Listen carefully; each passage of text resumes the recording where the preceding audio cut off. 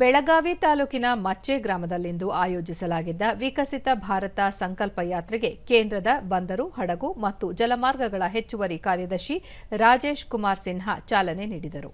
ಈ ವೇಳೆ ವಿಕಸಿತ ಭಾರತದ ಪ್ರತಿಜ್ಞಾವಿಧಿಯನ್ನು ಸಾರ್ವಜನಿಕರಿಗೆ ಬೋಧಿಸಲಾಯಿತು. ಕಾರ್ಯಕ್ರಮದ ಭಾಗವಾಗಿ ಉಚಿತ ಆರೋಗ್ಯ ಶಿಬಿರ ಹಮ್ಮಿಕೊಳ್ಳಲಾಗಿತ್ತು. ವಸಾಹತು ಮನಸ್ಥಿತಿಯ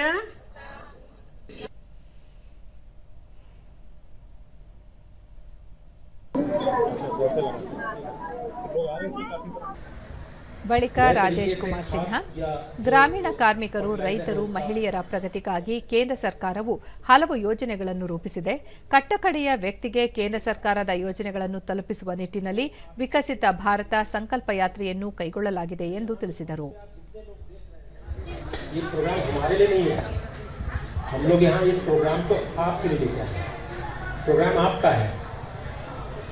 ये सारी स्कीम आपके बेनिफिट के लिए है, आपके फायदे के लिए, आपके लाभ के लिए.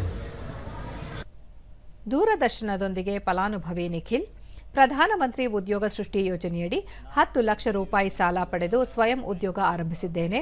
ತಮ್ಮ ಗ್ರಾಮದಲ್ಲಿಯೇ ಸ್ವಾವಲಂಬಿ ಬದುಕು ರೂಪಿಸಿಕೊಳ್ಳಲು ಯೋಜನೆ ಸಹಕಾರಿಯಾಗಿದೆ ಎಂದರು. ಅದು ಅಪ್ಲೈ ಮಾಡಿದ್ಮೇಲೆ ನಾನು ಆನ್ಲೈನ್ ಆವೇದನ ಅಪ್ಲೈ ಮಾಡಿದೆ. ಅಪ್ಲೈ ಆದ್ಮೇಲೆ ಬ್ಯಾಂಕ್ಸ್ ಮ್ಯಾನೇಜರ್ಸ್ ನಂಗೆ ಹೆಲ್ಪ್ ಮಾಡ್ಕೇಶ ಮುಂದಿನ ಪ್ರೊಸೆಸ್ ಮಾಡ್ಕೇಶ ನಂಗೆ ಸಪೋರ್ಟ್ ಮಾಡಿದ್ಮೇಲೆ ನಾನು ನಂದು ಬಿಸ್ನೆಸ್ ಸ್ಟಾರ್ಟ್ ಮಾಡೋಕೆ ನಂಗೆ ಭಾಳ ಹೆಲ್ಪ್ ಆದ್ಮೇಲೆ ನಂದು ಬಿಸ್ನೆಸ್ ದಿನ ಗ್ರೋತ್ ಆಗುತ್ತಿದೆ. ಹಾಸನ ತಾಲೂಕಿನ ಕಟ್ಟಾಯ ಗ್ರಾಮದಲ್ಲಿಂದು ಹಮ್ಮಿಕೊಂಡಿದ್ದ ವಿಕಸಿತ ಭಾರತ ಸಂಕಲ್ಪ ಯಾತ್ರೆಗೆ ಉತ್ತಮ ಪ್ರತಿಕ್ರಿಯೆ ವ್ಯಕ್ತವಾಯಿತು. ಈ ವೇಳೆ ಕೇಂದ್ರ ಯೋಜನೆಗಳ ಕುರಿತು ಸಾರ್ವಜನಿಕರಿಗೆ ಕಿರುಚಿತ್ರದ ಮೂಲಕ ಮಾಹಿತಿ ಒದಗಿಸಲಾಯಿತು.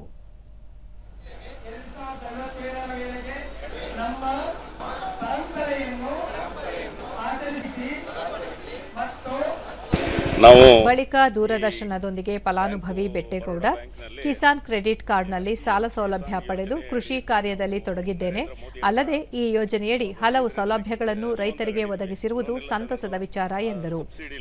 50% ಸಬ್ಸಿಡಿ ಲೋನ್ ಅನ್ನು ನಮಗೆ ಕೊಟ್ಟಿದ್ದಾರೆ. ಆ ಲೋನಿನಿಂದ ನಾವು ಮಿಲ್ಗಳೆಲ್ಲ ಮಾಡಿದ್ದೀವಿ. ಸಬ್ಸಿಡಿ ಎಲ್ಲ 50% ಸಬ್ಸಿಡಿ ಸಿಕ್ಕಿದೆ.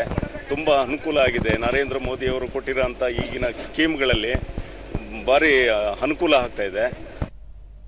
ಮತ್ತೋರ್ವ ಫಲಾನುಭವಿ ರುಕ್ಮಿಣಿ ಮುದ್ರಾ ಯೋಜನೆ, ಕಿಸಾನ್ ಕ್ರೆಡಿಟ್ ಯೋಜನೆಗಳ ಅಡಿ ಸಾಲ ಪಡೆದು ಕೃಷಿ ಮತ್ತು ಹೈನುಗಾರಿಕೆಯಲ್ಲಿ ತೊಡಗಿದ್ದೇನೆ. ಗ್ರಾಮೀಣ ಭಾಗದಲ್ಲಿ ಸ್ವಯಂ ಉದ್ಯೋಗ ಮಾಡಲು ಕೇಂದ್ರದ ಯೋಜನೆಗಳು ಪೂರಕವಾಗಿವೆ ಎಂದು ತಿಳಿಸಿದರು. 2 ಹಸು ತಗೊಂಡಿದ್ದೀನಿ. 2 ಹಸುವಿನಿಂದ ಹಾಲು ಹಾಕಿ ಅದರಿಂದ ಉಪಯೋಗ ಪಡ್ಕೊಂಡಿದ್ದೀವಿ. ಅದು ಮುದ್ರಾ ಲೋನ್ ತಗೊಂಡಿದ್ದೀವಿ. ಅದನ್ನು ಸ್ವಲ್ಪ ತೀರ್ಸ್ಕೊಂಡ್ಬಂದಿದ್ದೀವಿ. ಎಲ್ಲದರಲ್ಲೂ ಸೌಲಭ್ಯ ಇದೆ.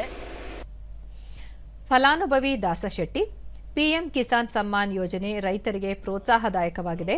ಗೊಬ್ಬರ ಹಾಗೂ ಕೃಷಿ ಪರಿಕರಗಳನ್ನು ಖರೀದಿಸಲು ನೆರವಾಗಿದೆ ಎಂದರು. ಕುಂಬಾರಿಕೆ ಕೆಲಸನೂ ಮಾಡ್ತಾ ಇದ್ದೀವಿ. ಆದ್ರಿಂದ ಮೋದಿ 2000 ಕೊಟ್ಟಿರೋದನ್ನ ಅದರಲ್ಲಿ ಲಾಭ ಪಡ್ಕೊಂಡು ಆದಾಯ ಪಡ್ಕೊಳ್ತಾ ಇದ್ದೀವಿ. ಗೊಬ್ಬರ ಗೋಡು ತಗೊಂಡು ಅದರಲ್ಲಿ ಅನುಕೂಲತೆ ಮಾಡ್ತಾ ಇದ್ದೀವಿ.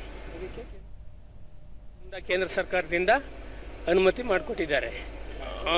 ಕೇಂದ್ರ ಸರ್ಕಾರದಿಂದ ನರೇಂದ್ರ ಮೋದಿ ಅವರಿಗೆ ಧನ್ಯವಾದ. ಕೋಲಾರ ಜಿಲ್ಲೆ ಮಾಲೂರು ತಾಲೂಕಿನ ಅಬ್ಬೇನಹಳ್ಳಿ ಪಂಚಾಯಿತಿಯಲ್ಲಿಂದು ಹಮ್ಮಿಕೊಂಡಿದ್ದ ವಿಕಸಿತ ಭಾರತ ಸಂಕಲ್ಪ ಯಾತ್ರೆಗೆ ಸಂಸದ ಎಸ್ ಮುನಿಸ್ವಾಮಿ ಚಾಲನೆ ನೀಡಿದರು.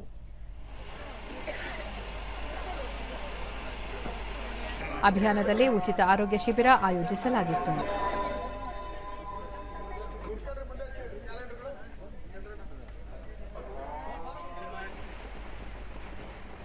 ಸ್ಥಳದಲ್ಲೇ ಅರ್ಹ ಫಲಾನುಭವಿಗಳಿಗೆ ಕಾರ್ಯಕ್ರಮದ ಲಾಭಗಳನ್ನು ವಿತರಿಸಲಾಯಿತು. ಸಂಸದ ಮುನಿಸ್ವಾಮಿ, ಕೇಂದ್ರ ಸರ್ಕಾರ ಜಾರಿಗೊಳಿಸಿರುವ ಆಯುಷ್ಮಾನ್ ಭಾರತ್ ಯೋಜನೆ ಬಡ ವರ್ಗಕ್ಕೆ ಸಹಕಾರಿಯಾಗಿದ್ದು ಉಚಿತವಾಗಿ ಗುಣಮಟ್ಟದ ಚಿಕಿತ್ಸೆ ಒದಗಿಸಲು ಪೂರಕ ವಾತಾವರಣ ಕಲ್ಪಿಸಿದೆ ಎಂದು ತಿಳಿಸಿದರು.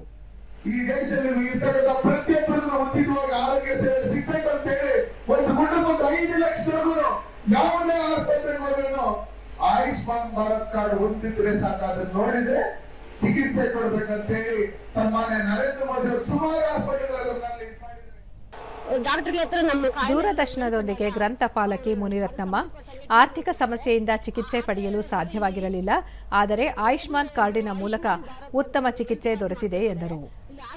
ಆಶಾ ಕಾರ್ಯಕರ್ತರಿಗೂ ಮತ್ತೆ ಸಿಸ್ಟರ್ಗಳು ನಮ್ಮ ಮನೆಗಳ ಹತ್ರ ಬಂದು ಈ ತರ ಹೆಲ್ತ್ ಕಾರ್ಡ್ಗಳನ್ನ ಮಾಡಿಕೊಟ್ರು. ನಮಗೆ ಇದರಿಂದ ಗೌರ್ಮೆಂಟ್ ಹಾಸ್ಪಿಟಲ್ ಅಲ್ಲಿ ಇದು ಸಂಬಂಧಪಟ್ಟಂಗೆ ನಾವು ಕಾಯಿಲೆಗಳನ್ನು ತೋರಿಸ್ಕೊಂಡಾಗ ಹೆಚ್ಚು ಹಣ ಖರ್ಚಾಗದಂಗೆ ಇದರಲ್ಲೂ ಫ್ರೀ ಟ್ರೀಟ್ಮೆಂಟ್ ಸಿಗುತ್ತೆ. ಇನ್ನು ಅದಕ್ಕೂ 5 ಲಕ್ಷವರೆಗೂ ಇರುತ್ತೆ ಇದರಲ್ಲಿ ಟ್ರೀಟ್ಮೆಂಟ್ ಅಂತ. ಒಂದು ಕುಟುಂಬಕ್ಕೆ 5 ಲಕ್ಷ ಕೆಮ್ಮಲ್ ಜಾಸ್ತಿ. ಮತ್ತೋರ್ವ ಫಲಾನುಭವಿ ಸಾವಿತ್ರಮ್ಮ, ಉಜ್ವಲ ಯೋಜನೆಯಡಿ ಸಬ್ಸಿಡಿ ದರದ ಅನಿಲ ಸಂಪರ್ಕ ಪಡೆದುಕೊಂಡಿದ್ದೇನೆ. ಬಡವರ್ಗಕ್ಕೆ ಕೇಂದ್ರ ಸರ್ಕಾರದ ಯೋಜನೆಗಳು ಲಾಭದಾಯಕವಾಗಿದೆ ಎಂದು ತಿಳಿಸಿದರು. ತಿಳುವಳಿಕೆ ಹೇಳಿದ್ರು, ಹೋಗಿ ಅಪ್ಲೈ ಮಾಡಿದೆ, ನಾನು ಬಂತು. ನನಗೆ ಈಗ 1 ವರ್ಷದಿಂದ ಕೆಮ್ಮಲಿಲ್ಲ, ಆರೋಗ್ಯ ಸುಧಾರಣೆ ಚೆನ್ನಾಗಿದೆ. ಫ್ರೀ